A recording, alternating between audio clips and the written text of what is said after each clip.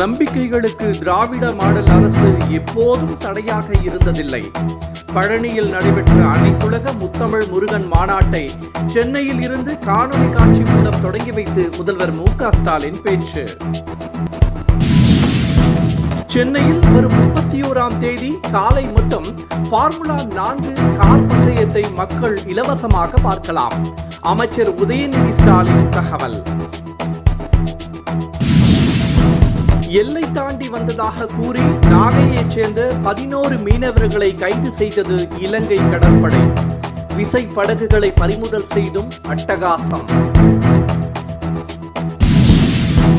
இலங்கை கடற்படையால் கைது செய்யப்பட்ட தமிழக மீனவர்களை விடுவிக்க மத்திய அரசுக்கு முதல்வர் மு.க. ஸ்டாலின் கடிதம்.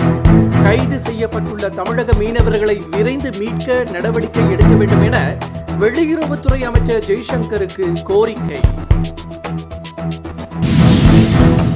ஆர்.என். ரவியின் பதவிக்காலம் முடிந்துள்ளதால் தமிழகத்திற்கு புதிய கவர்னரை நியமிக்க மத்திய அரசு தீவிரம்.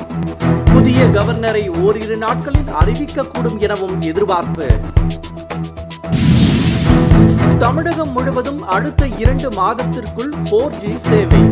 கடந்த 2 மாதங்களில் மாற்று நிறுவனங்களில் இருந்து BSNL-க்கு 2 லட்சம் வாடிக்கையாளர்களும் புதிதாக 4.5 லட்சம் பயனர்களும் இணைந்துள்ளதாக BSNL தலைமை பொது மேலாளர் பனாவத் வெங்கடேஸ்வரலு தகவல். காய்ச்சலுக்கு பயன்படுத்தப்படும் பாராசிட்டமல், கலப்பு மருந்துகள் உள்ளிட்ட 156 மருந்துகளுக்கு மத்திய அரசு தடை. வேதிப்பொருட்கள் கலப்பு அதிகரித்து பயன்படுத்தியதால் அதிரடி நடவடிக்கை.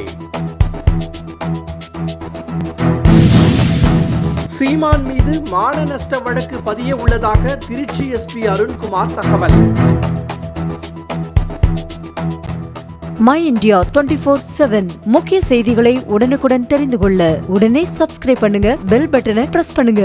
என்றும் உங்களுடன் மை இந்தியா.